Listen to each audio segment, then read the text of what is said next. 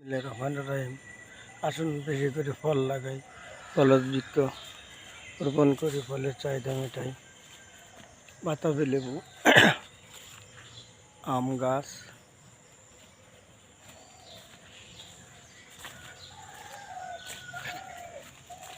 আমড়া গাছ,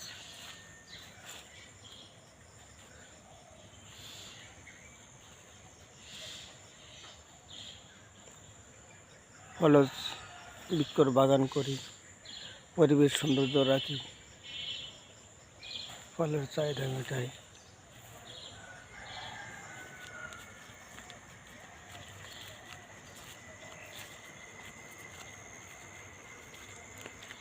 আমড়া গাছ,